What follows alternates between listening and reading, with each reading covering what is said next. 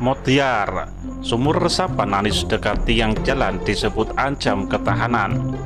Ditulis oleh Nia Alif, dilansir dari sewor.com. Memasuki tahun keempat kepemimpinannya, Anies masih belum mampu membuat kemajuan di Jakarta. Ide-ide yang dikiranya luar biasa, nyatanya hanya dianggap lelucon hingga dianggap membahayakan. Mulai dari OKOC yang tak jelas perkembangannya, rumah DP 0 rupiah yang terancam mangkrak, proyek bongkar pasang bambu hingga atap JPO sampai Formula E yang hilang ditelan bumi, proyek dengan anggaran fantastis hingga triliunan rupiah selalu mubazir di tangan Anies. Ironisnya, saat berhadapan dengan anggaran yang berdampak langsung bagi warganya, malah disunat habis-habisan. Tak hanya mengaku kekurangan uang untuk bansos corona, anggaran untuk normalisasi sungai pun ikut dibuat berkurang. Sudah warga DKI kesusahan akibat pandemi dan banyak muncul pengangguran, ditambah lagi derita banjir tak berkesudahan.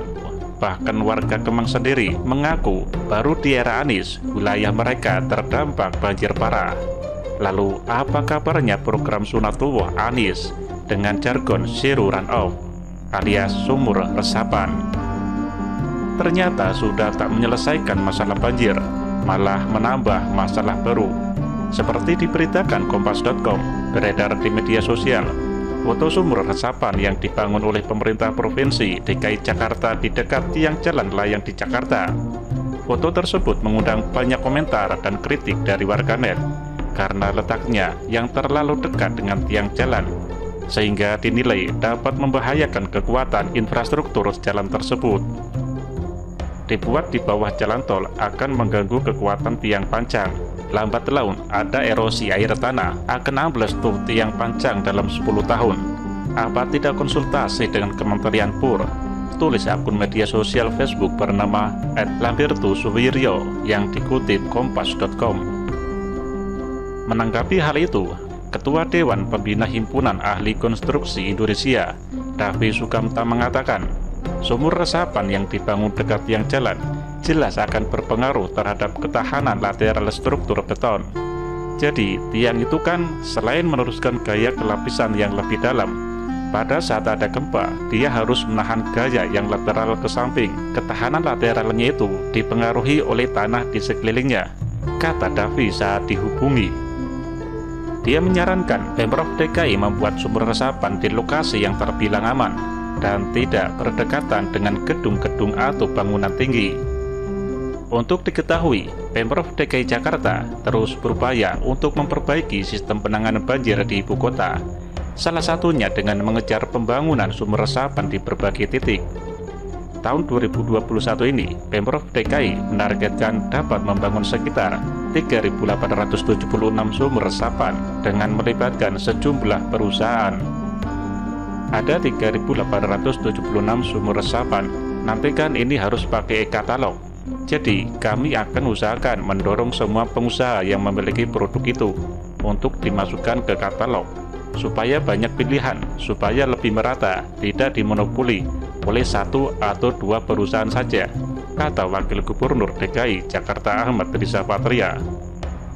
Adapun hingga tahun 2022, Pemprov DKI menargetkan dapat membangun 1 juta sumur resapan. Sementara hingga akhir 2021, baru terdapat 2.974 sumur resapan yang telah dibangun. Mengetahui fakta tersebut, harusnya SBY ikut prihatin, ketimbang hanya mengurusi keprihatinan AHY, karena gara-gara Beppo, juga demo besar menyingkirkan Ahok ikut terwujud. Kalau saat itu tak ada politisasi agama, setidaknya warga Jakarta tak akan mengalami nasib sial hingga setengah dekade.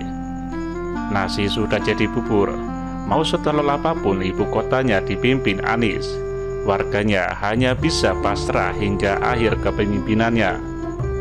Wacana-wacana interpelasi dan sebagainya justru akan melambungkan namanya dengan skenario disolimi.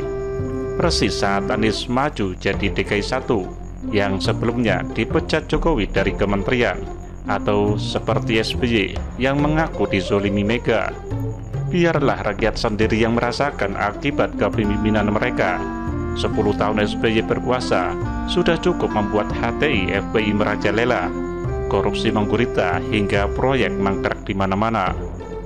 Baru 3 tahun lebih Anies berkuasa di ibu kota, sudah tercetak banjir paling tahan lama dan puluhan proyek unfaedah. Sudah habis miliaran hingga triliunan uang APBD, terhambur percuma. Di lain pihak, keberuntungan berada di pihaknya saat sepupunya berada di KPK. Mungkin kalau tahu begini, Jokowi lebih baik memindahkan posisi Anies ke wakil menteri untuk desa tertinggal ketimbang memecatnya. Di sisi lain, mungkin Tuhan sedang mengajarkan rakyat dan bangsa kita arti toleransi. Melihat sisi apik dari Jokowi Ahok dan sebaliknya, membuka keburukan SBY hingga Anies.